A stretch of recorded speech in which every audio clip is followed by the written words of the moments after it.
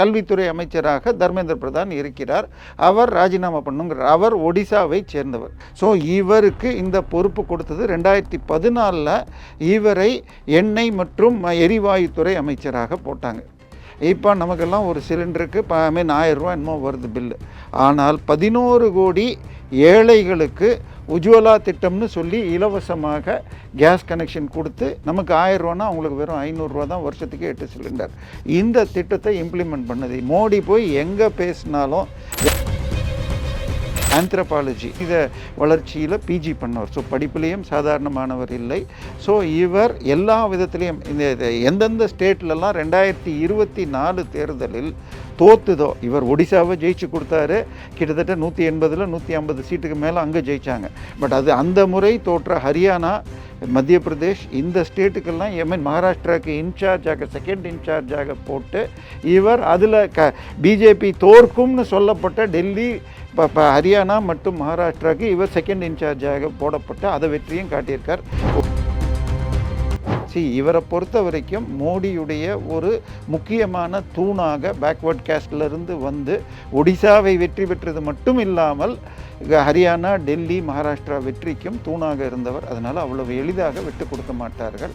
அவருக்கு அடுத்த போஸ்ட்டு கண்டிப்பாக கிடைக்கும். இப்பொழுது ஒரு ஃபேஸ் சேவிங் ஃபார்முலாவாக ஆகஸ்ட் மாதம் பாராளுமன்றம் முடிஞ்ச பிறகு மந்திரி சபை மாற்றத்தில் கல்வியில் வேறொருவர் வருவார், இவர் வேறு துறைக்கு மாற்றப்படுவாருங்கிற மாதிரி ஏதோ ஒரு உறுதிமொழி கொடுத்து முடிப்பாங்கன்னு நினைக்கிறேன். நேற்றைய தினம் நள்ளிரவு மோடி வீடியோவுக்கு பிறகே பெருமளவில் அந்த கூட்டத்தின் பலம் குறைஞ்சிடுச்சு. இன்னொன்று, அந்த வாங்சூக்குடைய மனைவி கீதாஞ்சலியும் சொல்லியிருக்காங்க, பல கட்சிகள் இருக்கிறது, விஜய் ஆட்சியை கவிழ்ப்பதற்கு திமுக காசு கொடுத்து தான் அதனுடைய கைக்கூலிகளான போதை மருந்து கடத்தல் அமீர் இவங்கெல்லாமும் கலந்துக்கிறாங்கன்னா வேறு எதுவுமே வேண்டாம். நேரடியாக திமுக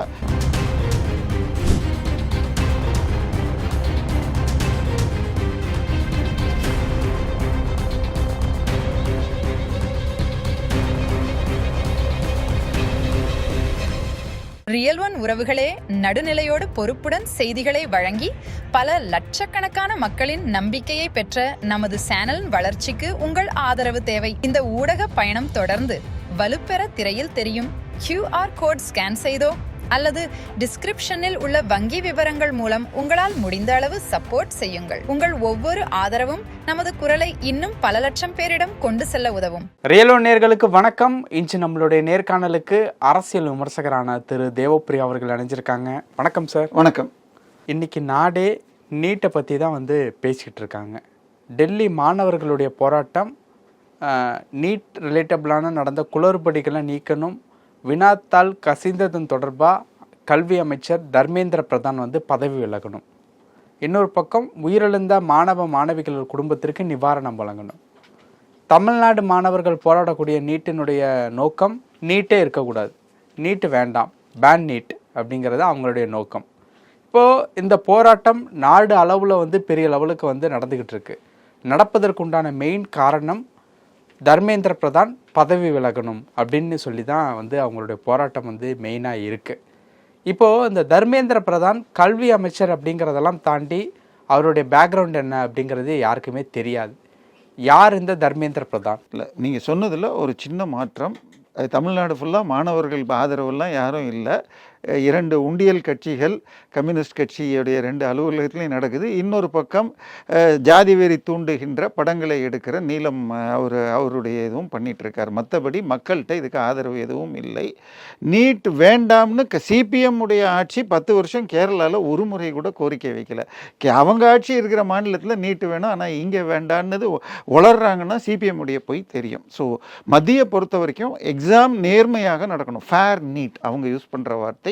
இந்த முறை லீக் ஆனதுக்கும் இதுக்கும் இது பண்ணோம். ஸோ முந்தா நேற்று ராத்திரி 11:59 மோடி வீடியோ அப்லோட் பண்ணுறாரு இன்ஸ்டாவில். அதான் நள்ளிரவுல வீடியோ போட்டு அது மக்களோட கவனத்தை திசை திருப்பி இல்லை, அந்த ஜென்சிக்கள் பெரும்பாலும் அந்த நேரத்தில் பார்க்குறாங்களாம் படுக்கிறதுக்கு முன்னாடி என்ன வந்துச்சுன்னு.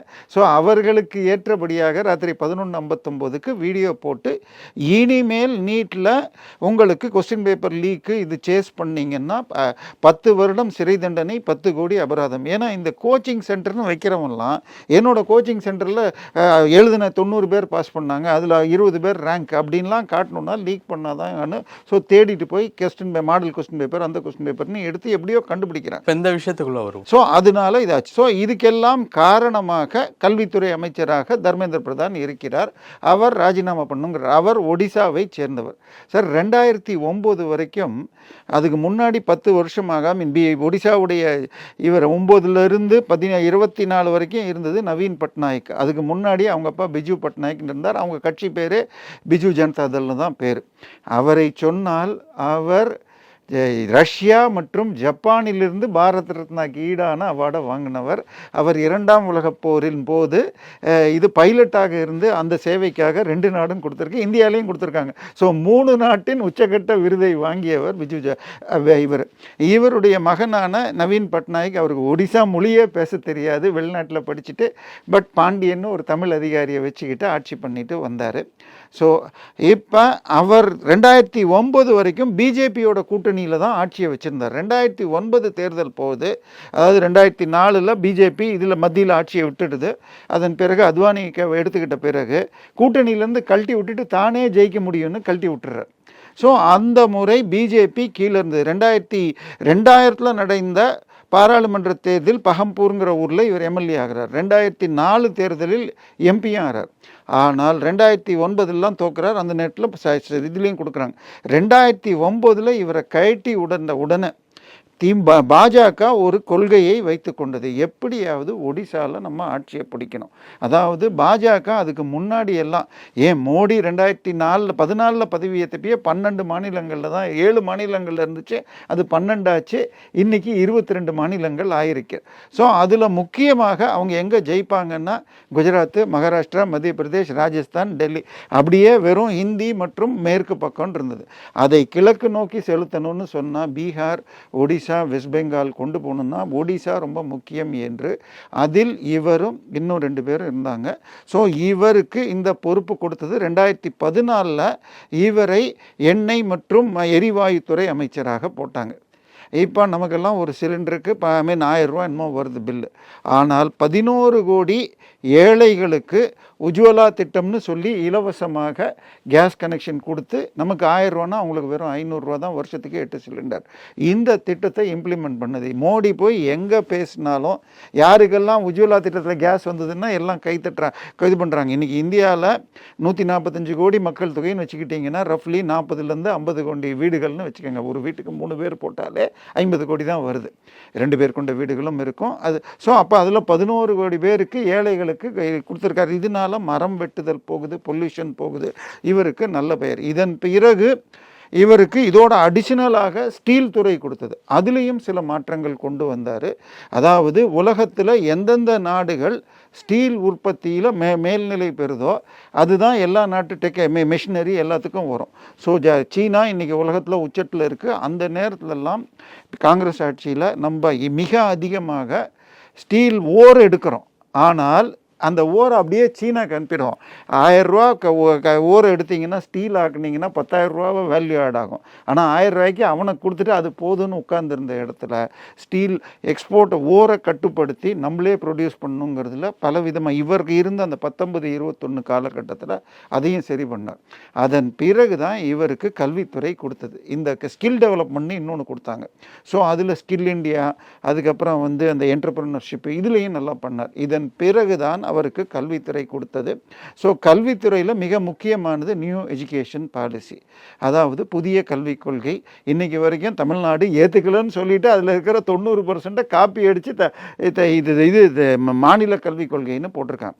அதில் ஹிந்தி இதற்கு முன்னால் எல்லாம் பாஜக வர்றதுக்கு முன்னாடி எல்லாம் மும்மொழி திட்டம்னு சொன்னால் ஹிந்தி கம்பல்சரி. ஆனால் இவங்க என்ன பண்ணிட்டாங்க, ஏன்னா மோடிக்கும் தாய்மொழி ஹிந்தி கிடையாது, தர்மேந்திர பிரதானுக்கு தாய்மொழி ஒடிசா. தர்மேந்திர பிரதானோட மகனுக்கு தாய்மொழியே தெரியாது. இல்லை, அது பல பேருக்கு இருக்கு. தமிழும் தெரில, இங்கிலீஷும் தெரில. இன்னைக்கு விஜயுடைய மகனுக்கு தமிழ் படிக்கல, அவர் படித்த கல்லூரி இதில் கிடையாது. சீமானுடைய மகன்களும் அதே ஒரு மாதத்துக்கு ஒரு வருஷத்துக்கு 20 லட்ச ரூபா கேட்குற, அதுவும் டாலரில் கட்ட வேண்டிய அமெரிக்கன் இன்டர்நேஷ்னல் பள்ளியில் தான் விஜயுடைய மகன் ஜேசன் சஞ்சயாக இருக்கட்டும், இவரும் இது பண்ணுறார். ஸோ இப்போ தாய்மொழி இல்லாமல் இதை சரி பண்ணுறதுக்கு தான் சிபிஎஸ்சி பள்ளியில் போய் நீங்கள் சேர்த்தீங்கன்னா தமிழே படிக்காமல், ஈவன் ஸ்டேட் போர்ட்லேயே என்னுடைய மகளே எனக்கே சொல்லாமல் 8வது 9வதுலேருந்து சம்ஸ்கிருதத்தை எடுத்து முடியும்னா அதில் மார்க் வாங்க முடியும் அப்போ தான் சொல்லிட்டு மாற்றிக்கிட்டாங்க. பட் 8வது வரைக்கும் அவங்க தமிழ் தான் படித்தாங்க. ஸோ இப்போ அதை சட்டத்தில் மாற்றி சிபிஎஸ்சியிலையும் கம்பல்சரியாக மாநில மொழி தாய்மொழி படிக்கணும். 3வது மொழியாக எந்த மொழியை வேணாலும் எடுத்துக்கலாம். நீங்கள் இங்கே இப்போ கோயம்புத்தூரில் இருக்கிறவனுக்கு மலையாளம் தெரிஞ்சால் பாலக்காட்டில் போய் இப்போ வேலை செய்ய முடியும், கன்னியாகுமரியும் அதே மாதிரி. இதே நீங்கள் கும்மிடிப்பூண்டியில் இருந்தீங்கன்னா பக்கத்தில் இருக்கிற இதுக்கு போனீங்கன்னா தடாவுக்கோ இதுக்கோ தெலுங்கு தெரிஞ்சால் யூஸ் ஆகும். அவ்வளோ தூரம் வேணாம். மெட்ராஸில் ரெடில்ஸ் பக்கத்தில் ஒரு இது குக்கர் எலக்ட்ரிக் குக்கர் கம்பெனி இருக்குது, நேஷ்னல் பிராண்டு பேனசோனிக்னு. அந்த கம்பெனிக்கு 2015 வாக்கில் நான் போனப்போ எங்களுக்கு ஐஎஸ்ஓ கிடைக்கலன்னாங்க. என்னையா பிஹெச்இஎல் கிடச்சிச்சு, டபிள்யூஎஸ் இன்சுலேட்டருக்கு அப்போ தான் முதல்ல வந்து கேட்டால் அங்கே இருந்த போர்டில் தமிழில் எழுதியிருந்தாங்களாம் பெயிண்ட் ஷாப்பில். இது என்னன்னு அந்த இன்ஸ்பெக்டர் கேட்டால் எங்களுக்கு தாய்மொழி தெலுங்கு, எங்களுக்கு தமிழ் படிக்கலைன்னாங்க. ஸோ இந்த பிரச்சனை எல்லா ஊர்லேயும் இருக்குது. பட் இன்றைக்கு தமிழ் இல்லாமல் ஸ்டேட் போர்ட்லேயும் சரி சென்ட்ரல் போர்ட்லேயும் வர முடியாதுன்றது. பட் தமிழ்நாட்டில் தமிழ் இல்லாமல் இன்றைக்கும் உருது மீடியம் இதெல்லாமும் இருக்குது. அங்கங்கே திருவல்லிக்கேணிலேயே இருக்குது அரபிக் இதுன்னு சொல்லிட்டு. ஸோ இதையும் பண்ணிட்டார். பட் இதை தாண்டி இதில் முன்னால் சர்வ சிக்ஷா அபியான் இருந்ததை இன்னும் சமகிர சிக்ஷான்னு மாற்றி அதில் கட்டாயமாக கம்ப்யூட்டரை ஏழை மாணவர்கள் படிக்கிறதுக்கு இது டிஜிட்டல் கிளாஸ் ரூம் கொண்டு வர ஸ்கீமை தமிழ்நாடு கையெழுத்து போட்டுட்டு 2 வருஷம் இது பண்ணாமல் இம்ப்ளிமெண்ட் பண்ணாமையே அதில் கம்பல்சரியாக நியூ எஜுகேஷன் பாலிசியை ஏற்றுக்கணும். நாங்கள் ஏற்றுக்கிறோம், பணம் கொடுங்க டிஜிட்டல் கிளாஸ் ரூமுக்குன்னு வாங்கிக்கிட்டு செலவு கணக்கும் காட்டில் நியூ எஜுகேஷன் பாலிசி 1200, போன வருஷம் 2000, இப்போ இந்த வருஷ கணக்கையும் சேர்த்து 3000 கோடின்றாங்க. ஸோ இந்த நியூ எஜுகேஷன் பாலிசி இம்ப்ளிமெண்டேஷனில் மிக ஸ்ட்ரிக்டாக இவர் பிஜி ஆந்த்ரோபாலஜி மனித வளர்ச்சியில் பிஜி பண்ணவர். ஸோ படிப்புலேயும் சாதாரணமானவர் இல்லை. ஸோ இவர் எல்லா விதத்திலையும் எந்தெந்த ஸ்டேட்லலாம் 2024 தேர்தலில் தோத்துதோ, இவர் ஒடிசாவை ஜெயிச்சு கொடுத்தாரு. கிட்டத்தட்ட 180 150 சீட்டுக்கு மேலே அங்கே ஜெயித்தாங்க.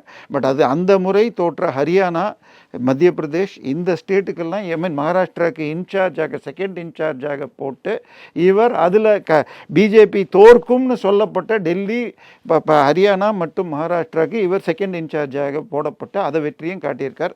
ஒரு பேக்வர்ட் கேஸ்டில் பிறந்தவர். இதையெல்லாம் பார்க்காமல் அதுவும் ஒரு ஆடான் தான் ஓட்டுக்கு. ஸோ அதனால் இவர் முக்கியமானவராக இருக்கிறார்கள். இன்றைக்கி ராகுல் காந்தி என்ன சொல்லியிருக்காரு, நாங்கள் பாராளுமன்றத்தையே தர்மேந்திர பிரதான் ராஜினாமா செய்தால் தான் நடக்க விடுவோம் அப்படின்னு சொல்லியிருக்காங்க. அவர்கள் மீதி எல்லா கொள்கையும் ஏற்றுக்கொள்ளப்பட்டது. நீங்கள் சொன்ன மாதிரி அடுத்த வருஷத்துலேருந்து நேர்மையாக நடக்கும், லீக் ஆனதுக்கு இது அப்படின்னு சொன்னாலும் இந்த ஒரு விஷயத்தில் இருக்குது. எனக்கு தெரிந்து அவர் எப்படி இந்த விஷயத்துக்குள்ளே வந்தார், இந்த பேப்பர் லீக் ஆனதும் அவர் ராஜினாமா செய்யணும் அப்படிங்கிற விஷயம் எப்படி இல்லை, யாராவது ஒருவர் பொறுப்பேற்க வேண்டும். பல நேரங்களில் அவங்க பேர் அடிபட்டால் இருக்கும். இதில் உச்சமாக எப்பயுமே அடிக்கடி சொல்வது, அரியலூரில் ஒரு ட்ரெயின் ஆக்சிடெண்ட் 1950களில் நடந்த பொழுது அன்றைக்கு லால் பகதூர் சாஸ்திரி ராஜினாமா செய்தார். ஸோ அதனால ராஜினாமா பண்ணுன்றாங்க. இப்போ நம்ம பேசிகிட்டு இருக்கிற இந்த நேரத்தில் கர்நாடகாவில் பப்ளிக் சர்வீஸ் கமிஷன் தேர்வில் 410 பேர் வெட்டினரி டிபார்ட்மெண்ட்டுக்கு 70 80 லட்சம் ரூபா கொடுத்து தான் ஆயிருக்காங்கன்னு வந்திருக்கு. அதுக்கு யாராவது ராஜினாமா பண்ணுறாங்க? இது கூட பரவாயில்ல. அந்த கேபிஎஸ்சி இப்போ டிஎன்பிஎஸ்சிங்கிற மாதிரி சேர்மன் மகள்கள் 2 பேரும் இந்த வருஷம் தேர்வை எழுதி அவங்களுக்கு வேலை கிடைச்சிருக்கு. அது அந்த சட்டப்படி தவறு. அது கூட பரவாயில்ல வச்சுக்கோங்க, திறமை இருந்து வந்திருந்தால் ஒத்துக்கலாம். அவருடைய மகள்கள் அவங்களும் பிசி ஜாதியை சேர்ந்தவர்கள், அதில் கிடைக்கலன்ட்டு சர்டிஃபிகேட்டுக்கு அப்பாவுக்கு வருஷ வருமானம் 40,000ன்னு போட்டு எக்கனாமிக்கலி வீக்கர் செக்ஷனில் வந்திருக்காங்க. இதற்காக கவர்னர் அவரை சஸ்பெண்ட் பண்ணியிருக்காங்க. அதை எதிர்த்து வழக்கு போயிட்டுருக்கு. ஸோ இந்த மாதிரி தவறுகள் இன்னைக்கு விஜய் நேற்றைக்கு கூட நம்ம கீழ்பாக்கில் இவர் கைதி அடித்து கொல்லப்பட்டார்னு வருது, சக கைதிகள்னு வருது. பட் பொள்ளாச்சியில் கொலையில் கைது செய்யப்பட்டவர் உடம்பு சரியில்லைன்னு இங்கே வந்திருக்காருன்னா போலீஸ் அங்கேயே தாக்கியிருக்காங்கிற சந்தேகம் வருகிறது. இதுக்கு ஏதாவது பொறுப்பெடுத்து விஜய் செய்வாரா? அவர் அதே இப்போ அஜித் புதுக்கோட்டையில் வந்தப்போ எங்களுக்கு சாரி வேண்டாம் நீதி வேணும்னாரு. இப்போ 5வது கொலை இந்த 60 நாளில் வந்ததுக்கு இவர் என்ன சொல்கிறார்? ஸோ இந்த ராஜினாமாவை ஏற்றுக்கிட்டால் தினம் யாராவது ராஜினாமா பண்ணணும். பட் எனக்கு தெரிந்து ஏற்கனவே அங்கே உண்ணாவிரதம் இருந்த வாங்சூக்கும் இந்த கோரிக்கையை வச்சார். அவர்கிட்ட சொல்லி இப்பொழுது ஒரு ஃபேஸ் சேவிங் ஃபார்முலாவாக ஆகஸ்ட் மாதம் பாராளுமன்றம் முடிஞ்ச பிறகு மந்திரி சபை மாற்றத்தில் கல்வியில் வேறொருவர் வருவார், இவர் வேறு துறைக்கு மாற்றப்படுவாருங்கிற மாதிரி ஏதோ ஒரு உறுதிமொழி கொடுத்து முடிப்பாங்கன்னு நினைக்கிறேன். நேற்றைய தினம் நள்ளிரவு மோடி வீடியோவுக்கு பிறகே பெருமளவில் அந்த கூட்டத்தின் பலம் குறைஞ்சிடுச்சு.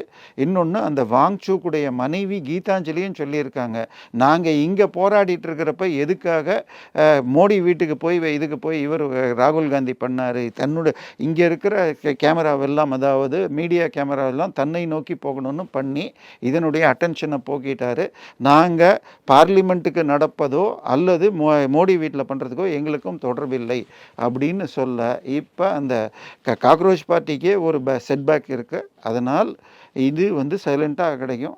இவரை பொறுத்த வரைக்கும் மோடியுடைய ஒரு முக்கியமான தூணாக பேக்வர்ட் கேஸ்டிலிருந்து வந்து ஒடிசாவை வெற்றி பெற்றது மட்டும் இல்லாமல் ஹரியானா, டெல்லி, மகாராஷ்டிரா வெற்றிக்கும் தூணாக இருந்தவர். அதனால் அவ்வளவு எளிதாக விட்டு கொடுக்க மாட்டார்கள்.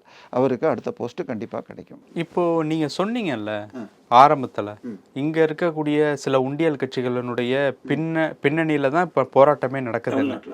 நேற்று ஒரு நடிகையினுடைய பேச்சு, அந்த போராட்டத்தில் பேசின அந்த பேச்சு சற்று பேசும் பொருளாக ஆச்சு. அவங்க சொன்னது என்ன அப்படின்னா, ஒரு பின்னணி அரசியல் கட்சியினுடைய பேக்ரவுண்டில் தான் இந்த போராட்டமே நடந்துக்கிட்டு இருக்கு அப்படிங்கிறது தான் அவங்க சொல்ல வந்த ஒரு விஷயமா இருந்தது. பேசும்போது நான் ஒரு விஜய் ரசிகை தான், நேற்று படம் பார்த்தேன், பட் ஒரு படம் பார்க்கறதுனால ஒரு நாள் பார்க்கறதுனால நம்ம ஜோக்கர் ஆகிட முடியாது அப்படின்னு சொன்ன ஒரு விஷயம் சற்று பேச பொருளாக மாறில்லை. பட் நீங்கள் தேவதர்ஷினியை குறிக்கிறீங்களா, ரேவதி பேசுனாங்களே, இது யார்? சனம் ஷெட்டி பேசின அந்த ஒரு பிரச்சனை ஒன்றே இல்லை. என்னோட கேள்வி என்னன்னா, அப்போ அரசியல் கட்சியினுடைய பின்னணியில தான் இந்த போராட்டங்கள் நடக்குதா?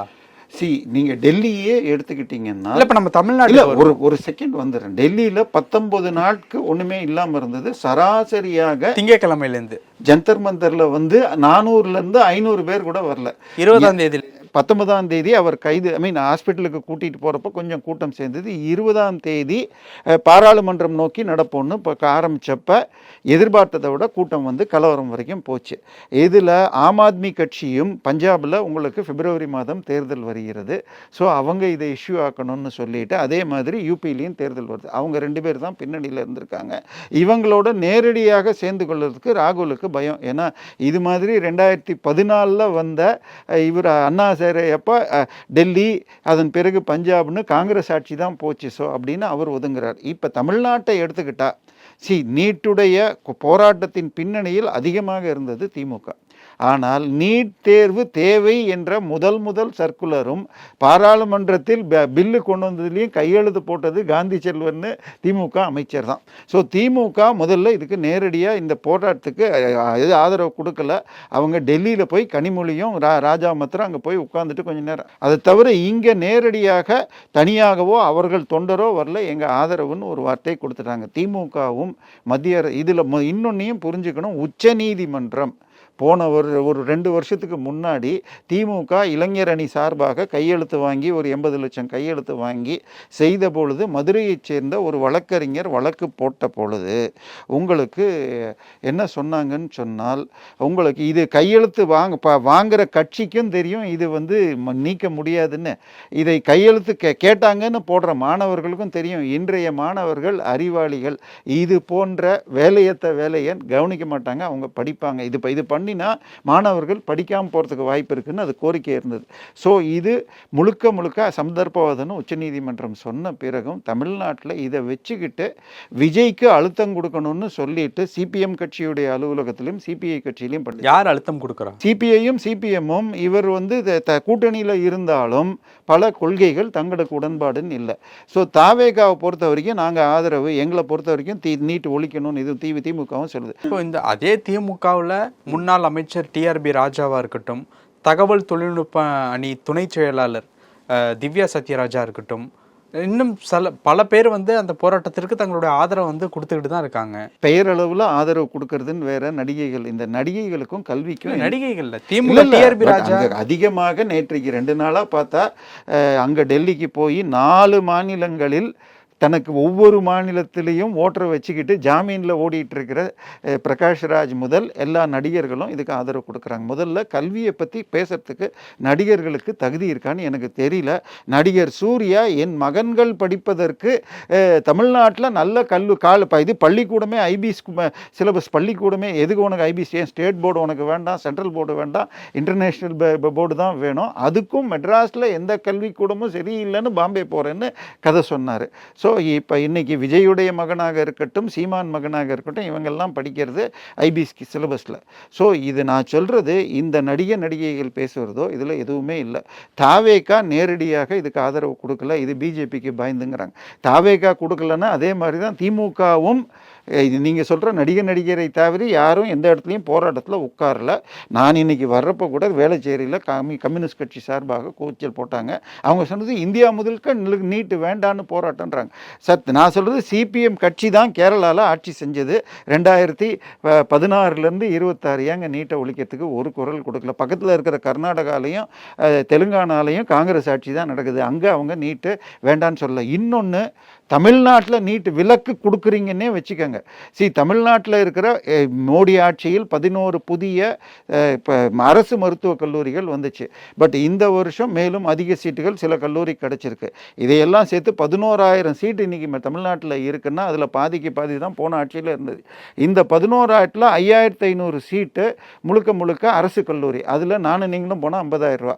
ஆனால் இதை தாண்டி தமிழகத்துக்கு வெளியில் இருக்கிற ஆல் இண்டியா கோட்டாவில் இன்னொரு 60,000 சீட்டுக்கு நீங்கள் ஃபைட் பண்ணணும்னா அதுக்கும் நீங்கள் நீட் எழுதியானோம். ஸோ நீட்டு வேண்டாம், தமிழ்நாடு காலேஜில் +2 ரிசல்ட்டை வச்சு பண்ணினாலும் ஆல் இண்டியா கோட்டாவுக்கு போகணும்னா நீங்கள் நீட்டை எழுதியாகணும். ஸோ நீட்டு வேண்டான்னா உச்சநீதிமன்றம் தான் போக முடியுமே தவிர இந்த போராட்டங்கள் வெற்றி வேலை பல கட்சிகள் இருக்கிறது. விஜய் ஆட்சியை கவிழ்ப்பதற்கு திமுக காசு கொடுத்து தான் அதனுடைய கைக்கூலிகளான போதை மருந்து கடத்தல் அமீர் இவங்கெல்லாமும் கலந்துக்கிறாங்கன்னா வேறு எதுவுமே வேண்டாம். நேரடியாக திமுக தான் இறங்காமல் தன்னுடைய கொத்தடிமைகளை இறக்கி விட்டுருக்கு. பல விஷயங்கள் பேசுறதுக்கும் நன்றி. உங்கள் பிசினஸ் இன்னும் அதிக மக்களை சென்றடைய வேண்டுமா? இன்றைய டிஜிட்டல் உலகில் சரியான ப்ரமோஷன் தான் வெற்றியின் முதல் படி. தமிழகம் முழுவதும் பல லட்சக்கணக்கான பார்வையாளர்களை தினமும் சென்றடையும் ரியல் ஒன் யூடியூப் சேனல்களில் உங்கள் பிசினஸ் இனி எல்லோரும் அறியட்டும். குறைந்த செலவில் அதிக ரீச். உங்கள் பிராண்டுக்கு நம்பிக்கையும் வளர்ச்சியும் சேர்க்க இன்றைய எங்களை தொடர்பு கொள்ளுங்கள். 928 00 8714.